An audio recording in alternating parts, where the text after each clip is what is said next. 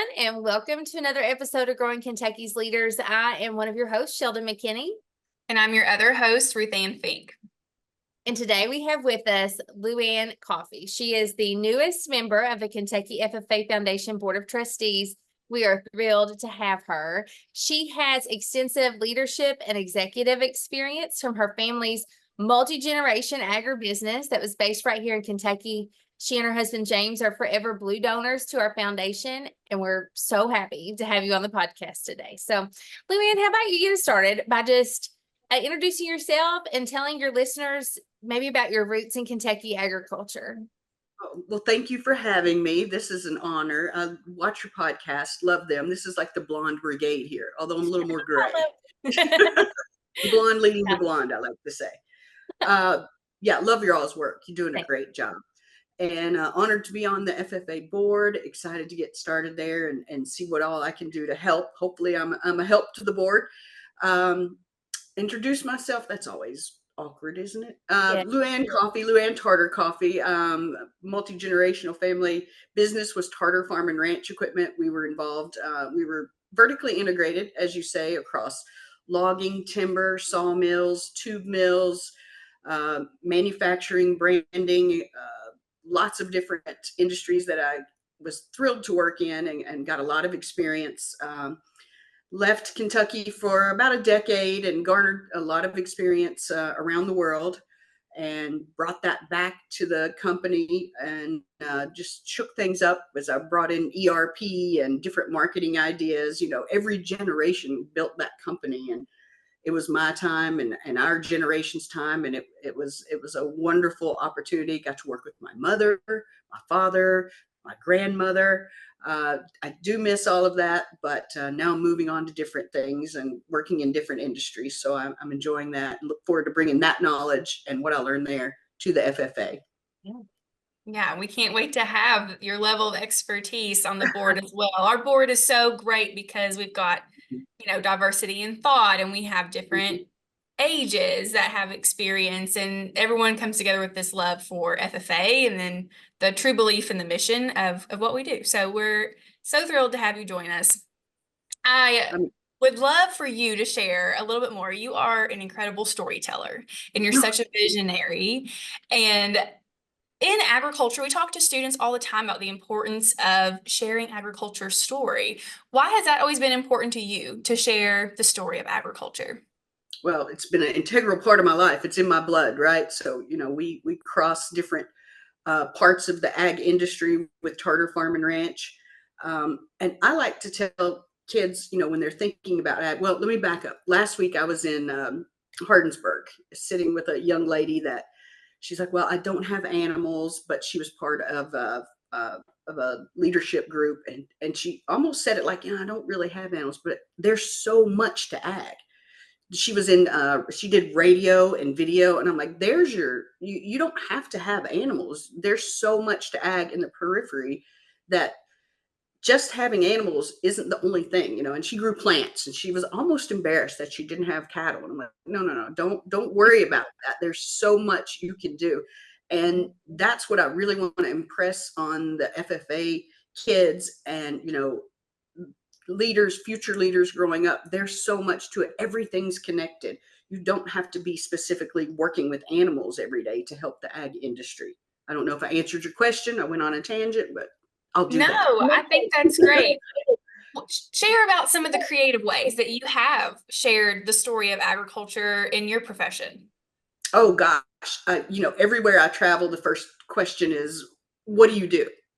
I've been at fashion shows in Paris, and they're like, well, what do you do? I'm like, I manufacture farm equipment. And everybody's like, really? Because they don't know anybody in that industry. They've never met anybody. And I tell them I grew up on a farm, and with this accent, people are drawn to you. So I've made good friends and industry relationships that way, just sharing the story. And people are fascinated by ag, and they all realize across the world that ag kids are the best kids. It's no joke. I mean, they understand the work and the work ethic behind that. And I love sharing the fact now that I'm part of FFA and help growing leaders. I'm excited to tell my friends that as I travel around. that I'm stepping it up. I'm doing what I can.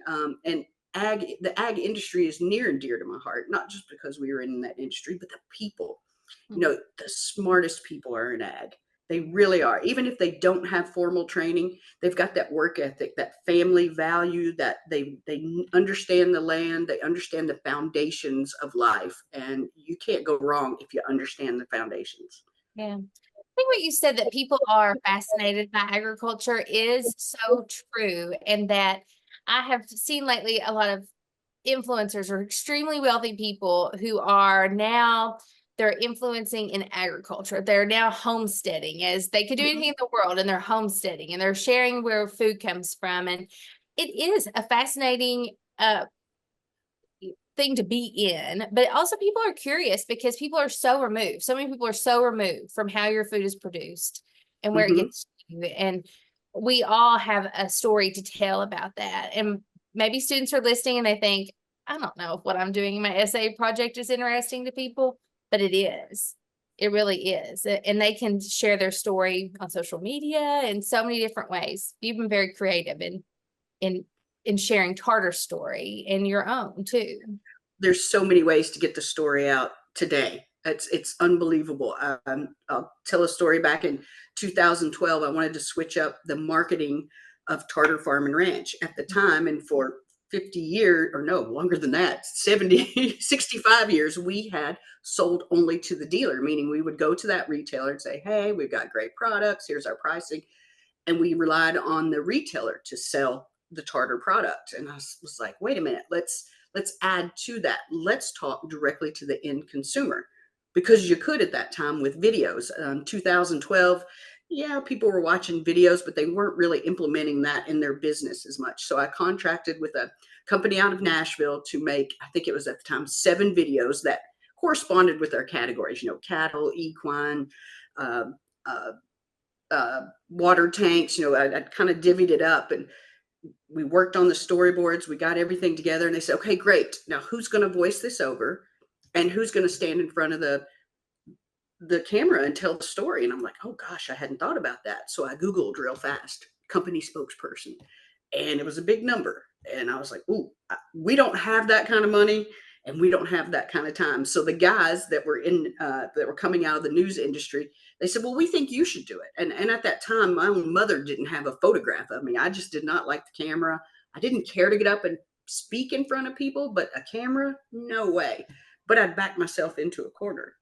Mm-hmm. And they said, you got to learn it. And I was like, well, yeah, I do, because Yeah. I've contracted for this money. So that's what I did. And it created I call it the character Ann Tartar. I changed my name a little bit. Just people thought there was a new member of the family. They were Yeah. like, who's Ann Tartar? But so that's what I did, you know, and that's important. You have to be agile like that. You have to make a decision. I couldn't scrap everything. Well, I guess I could, but that would not be the way to go. So, you know, you have to be agile in your decisions and with what you do. And I did not want to be in front of the camera. I still don't enjoy it, but I could tolerate it. But you have to in this day and age, whether you like it or not. You have to be able to tell the story online in front of a camera. You have to communicate. And, you know, studying communications and how to effectively do that on camera, off camera, through writing is very important. And that's something I know the FFA teaches and does well. Yeah. Kudos. Well, thank you. I have loved watching you on camera over the years, and you've done so many cool things with RFD TV. And we also started this video project together years ago where you helped us Yes. tell the story of our state stars. And we Yeah. went to their farms and visited them, and you voiced over many years of our state star profiles, which was just incredible. One of my favorite Yeah. things, often we would be on a farm and then we would be looking at their equipment and it would be Tartar branded. And you didn't know that when you all had signed up for this. It was No. really, it was just so special.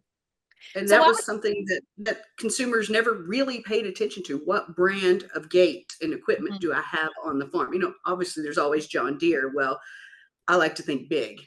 My grandmother would say, you think too big, but you know, why couldn't we be John Deere? Why, you know, I like to begin with the end in mind. It was a long game for me at Tartar because it had my name on the product. It had my ancestors' name on the product. if somebody emailed in and said, I'm not happy with your product, I took it personally and would always, I got every email that came into the company from the website and any reviews. I couldn't answer them all. I had people doing that, but sometimes I would pick up the phone, even if it was 6 a.m. on a Saturday, and hey, Joe, you just sent an email that said you were unhappy, and this is Ann Tarter. Oh, whoa, Ann Tarter, I wasn't expecting you to call me. And I said, you're unhappy. What can we do? And I think that makes a difference with the brand and with equipment and along the way. And a lot of those people are still friends. And I thank them for complaining, because if they didn't tell us what was wrong, how are we to know? Right. So I would always say, you make us a better company. I'd send them t-shirts, and what every one of them without fail would say, you've got a customer for life. Oh, that's awesome. From a bad experience. Yeah. Well, talking about branding and the long game, a few years ago, I was watching an episode of Yellowstone, the TV show, and they had a co-working scene, and all of their gates were Tartar. And I thought, I wonder who notices that. But I emailed like you and your marketing person. I said, I saw your brand on TV. And that was your idea too. Yeah. So I sent products all over the place. Product placement, I believe, is the future. I believe you're going to have to keep that going there. You're going to have to pay, but I put product everywhere. Yellowstone. I don't know if you remember Chris Kyle. We got involved with that. We're in the movie. We were in Sylvester Stallone. He just did a series. It's been several years. They do the production and then you forget about it until you see it on TV. So whenever I could find that anybody was shooting on a farm or anything, I would get our product there. It's genius. Incredible. Yeah. Thank you. So we're talking about branding and voice. And so maybe when companies are looking at philanthropies or people to co-brand with, why would you tell a company partner with FFA? Well, you want your brand beside theirs. Yeah, there couldn't be a stronger brand than FFA, Kentucky FFA especially. You all do incredible work. It's well known, and it's not just well known, it's well respected. And that makes the difference. Everybody's heard of brands, but are they respected? Is it an organization that people want to be a part of and are proud to be a part of? And if once they see that and they feel that emotion with the brand, they're gonna join forces with you. They know that you have a long-term game plan. You have the strategy and tactics to back it up. And a similar company will see those similarities and want to join at all cost. We hope so. You reminded me I said that too, at all costs. Yes, I will. Yeah, I mean, FFA and Kentucky FFA have been around for a really long time. We're approaching in the next few years the 100th anniversary of the national and our state organization. So it's a long time brand, and it's evolved over time. And I think that speaks a lot to our members and our ag teachers that really just care and they keep it going. They're the grassroots that are making the difference. The people behind the scenes are making the difference too. Give them kudos. Absolutely. And I appreciate you just even recognize that and valuing that. This podcast is called Growing Kentucky's Leaders. So we want to ask you some about your leadership experience. And we have a lot of students and FFA members that listen. Just, some time to learn from you. You've managed so many people and projects in your professional career. What are some of your core values that have helped you really succeed as a leader? And what could our students learn from you? It's really simple. Going back to foundational things, listen. There's a reason I'm sure everybody's heard it. You have 2 ears and 1 mouth. As my good friend says, you got to be in receive mode and not broadcast mode. But learn how to really listen to people, and they will tell you how they receive information. Is it somebody who says, oh, I see what you're talking about? That means they're visual. Oh, I hear what you're talking about. That means they're auditory.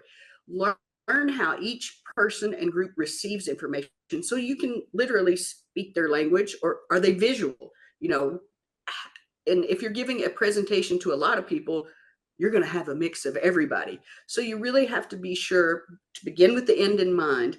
What are you trying to convey? Are you trying to sell something, teach something? It's all sales, right? It's all negotiation. But you want to consider your audience, no matter what you're doing.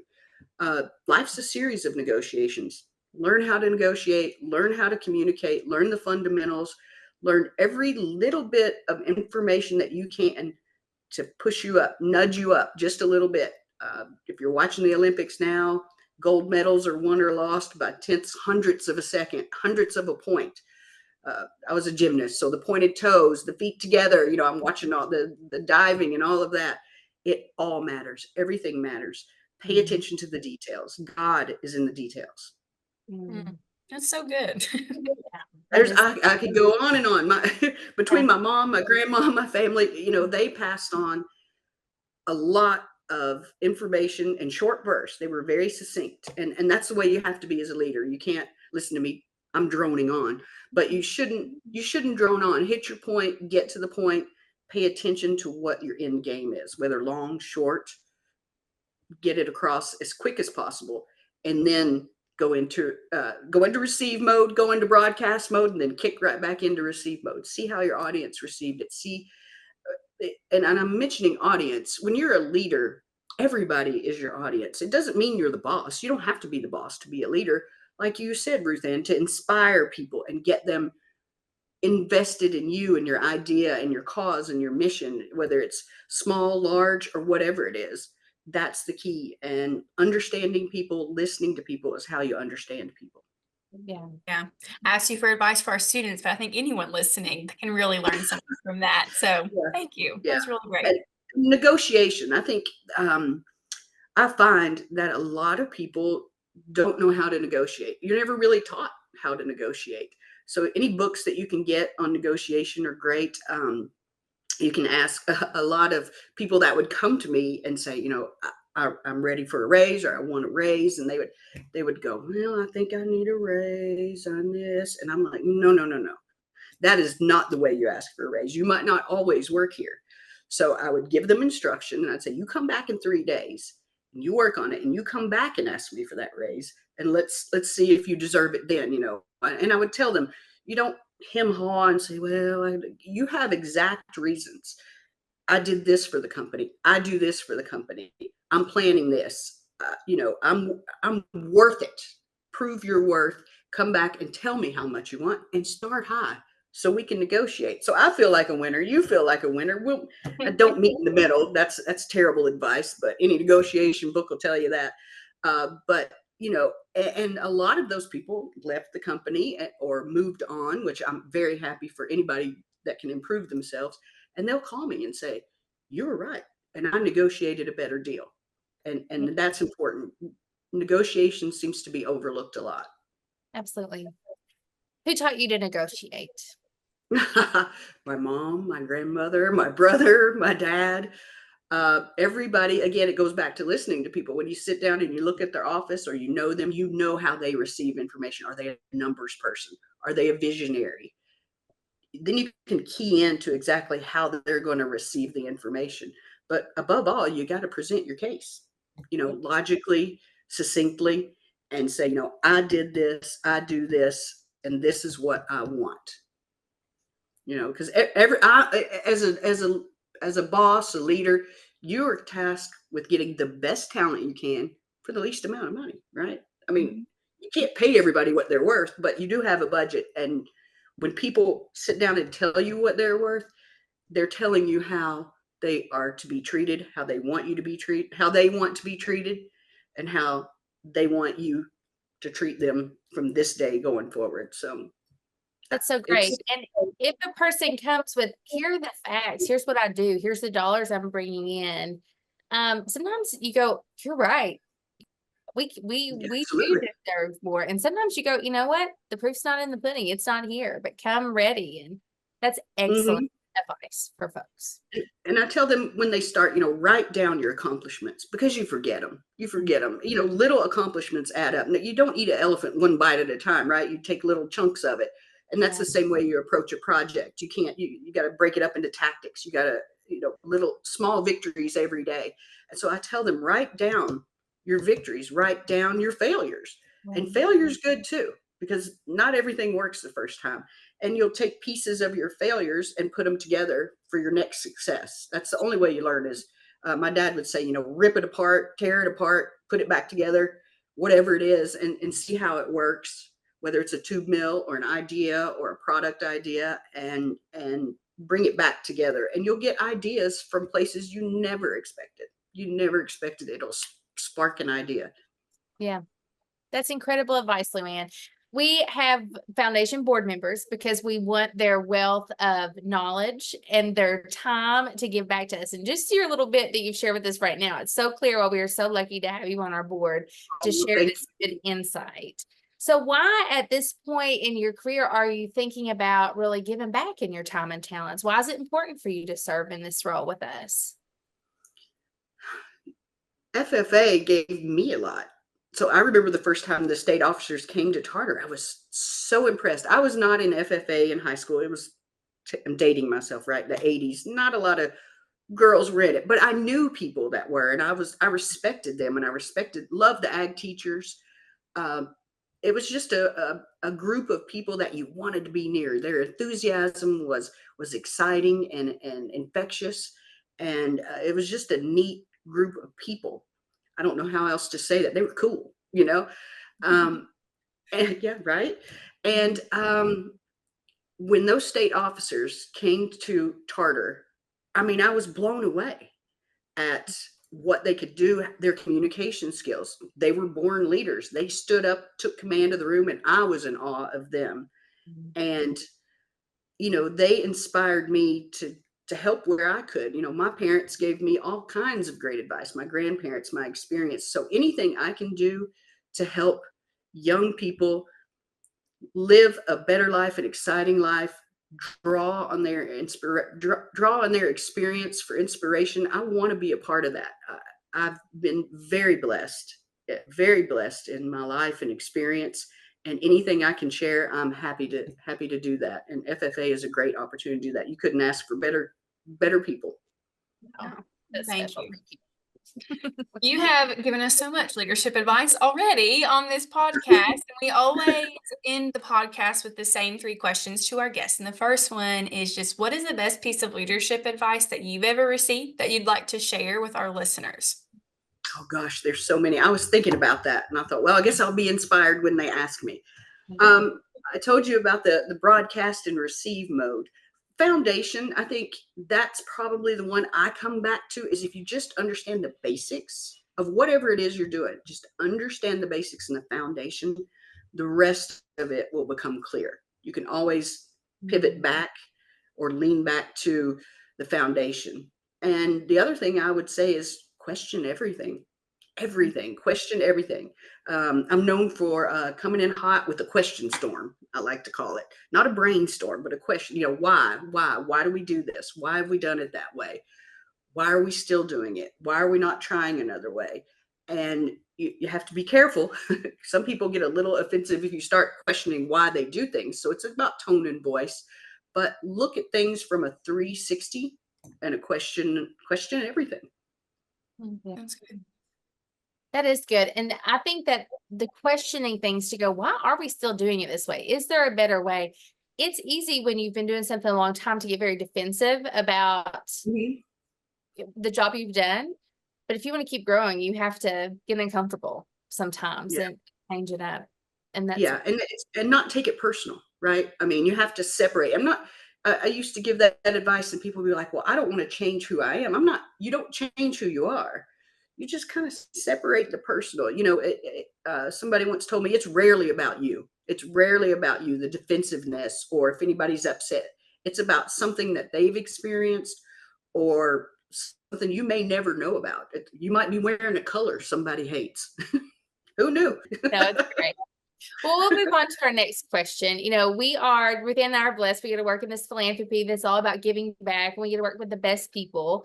And we just want to always give you an opportunity to share and shout out somebody that's maybe poured into your life and has helped you grow as a leader. So many people. Gosh, so many teachers in high school and professors in college. Who would I narrow? That's a tough one to narrow down to one person, isn't it? I don't want to offend anybody, but, you know, I guess my parents, I was very lucky. Very lucky. I won the genetic lottery there. I've got great parents, and they've, even today, I do something, and not very often, but I have done a few things, and I can still picture my mom going, you know better than that. There's so many business leaders. I'm constantly listening to people and taking their advice and changing up things, trying to be better. I'm not trying, I am being better.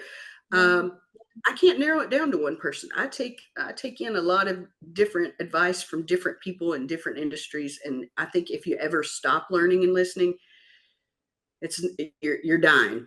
You'll turn into a dinosaur. And I think you all see that. You hear stuff and meet people every day that might change your paradigm of something you think because you're questioning it, but you have to listen to it. Yeah, that's good. One of my mentors, when I was in FFA, he would always say, if you're green, you're growing, and if you're ripe, you're rotten. So that kind of reminded me. I love that. Yeah, always pass keep that on. learning. I love that. Well, the last question we always Yes. ask our guests is a really fun one, and it can be so many things. But it's just, what is something that you're loving right now that's helping you grow? So it could be anything, a habit, an activity, a book. It's just what's helping you grow right now. Oh gosh, so many things. I'm rereading the classics, right? So I'm rereading 1984. Seems appropriate. Animal Farm. I'm doing a lot of reading. I'm reading a great book called Flawless. It's about 2003, I think it was, a diamond heist in Antwerp. Has a lot of security stuff in there. It's fascinating. It's a true story. Gosh, I'm in the middle of a lot of construction. So, yeah, everyone's got great answers for this question of, it reminds us that there's so many things that can help us grow as people.